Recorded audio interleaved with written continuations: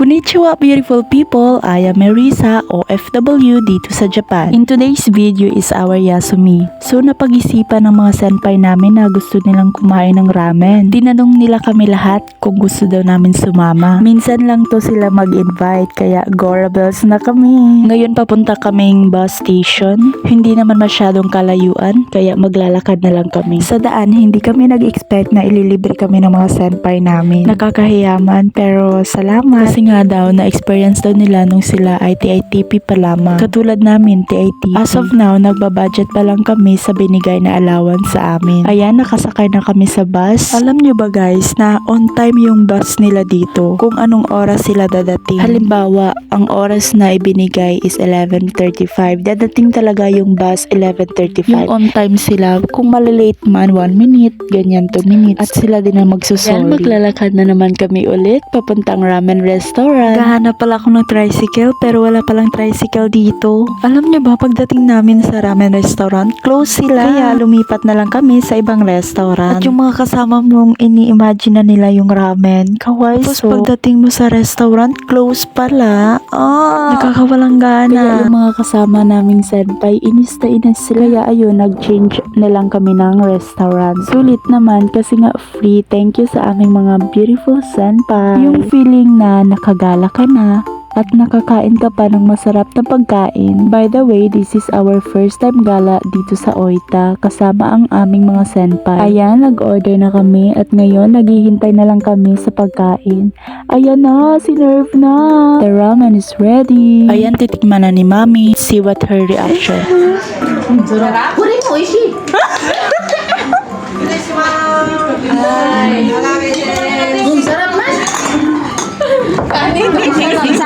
Kita nyo na yung reaction. Uwishi desu ne. Lagi ng mga kasama ko, hindi na ako makapaghintay. Gusto ko nang kumain. Nagugutom na ako. Sobrang sarap talaga. As in, wala akong masabi. Wow, sarap. Wala sa isipan namin yung group selfie. Kasi nga, nagugutom na kami. Gusto na namin kumain agad. Ang pinaka the best pa talaga dito is yung mga senpai namin, sobrang saya nilang kasama. Walang oras hindi ka mapapangiti talaga. Tawa dito, tawa doon, kung ano na lang ang napapansin. Sinasabi ko sa inyo kung sila yung makakasama mo. Especially pagkatapos ng trabaho, parang wala nang pagod. Tsaka yung feeling na syempre bago pa lang kami dito sa company, pero welcome na welcome ka sa kanila. Yung tinuturing ka talaga ng isang pamilya. Thank you so much me and ma at sa mga ate namin dito. Tinuturing kaming mga kapatid. Ayan, kumakain na ang first time. Masasabi ko lang talaga sobrang sarap at sobrang sulit ang mga pagkain nila dito. Parang gusto ko nang bumalik agad bukas. Uy, pag sure, wala pa'y sahod. Bitaw. Saan ka pa dyan, Marisa? Ang dami mo nang kinain. Wala ka bang sahod? Sorry na. Sobrang thankful na lang talaga ako sa araw na ito. Hindi talaga kami nag-expect na makakain kami ng masarap na mga pagkain ngayong araw. Sige na, kain muna ako ha. Mas masarap pa rin yung ramen doon.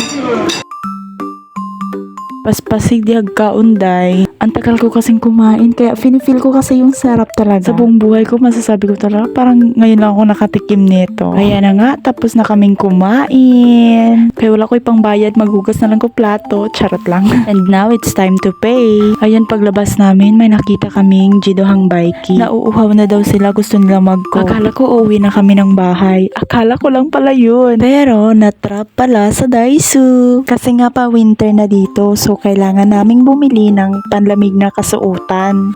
Pero napunta ako sa mga sleepers. The sleepers. Imagine ilang oras kaming natrap doon pero hindi ko na binidyohan. Charan! Yan yung mga nabili namin. Ang lalaki ng mga cellophane.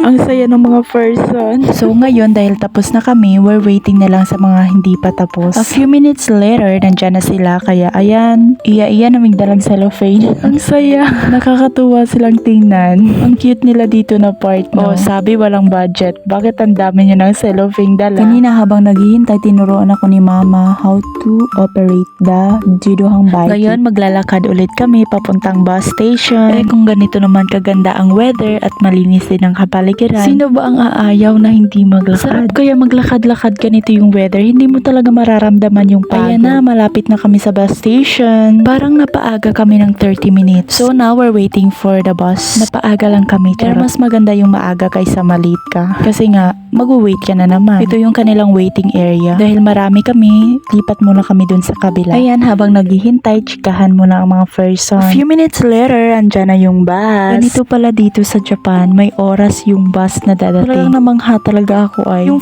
may oras talaga silang dadating. Actually, nasabi ko naman to kanina, pero hindi pa rin ako nakaget over. Mag-move on na lang nga tayo dyan, pero wow na wow. Ang ganda ng mga ngiti oh. Yung papunta kang excited, uuwi ka. Yung naka-full battery pa rin yung energy mo. Paano ginawa yun? Basta in today's video, busog na busog talaga ako. Tsaka may nabili din akong pang winter ko. See you on my next video na lang. Mag-a-unbox tayo. Ayan, lakad na naman ulit ang mga person papuntang bahay. Thank you sa mga ate namin at sa pagsama. Na-enjoy kami. Thank you for watching. Bye!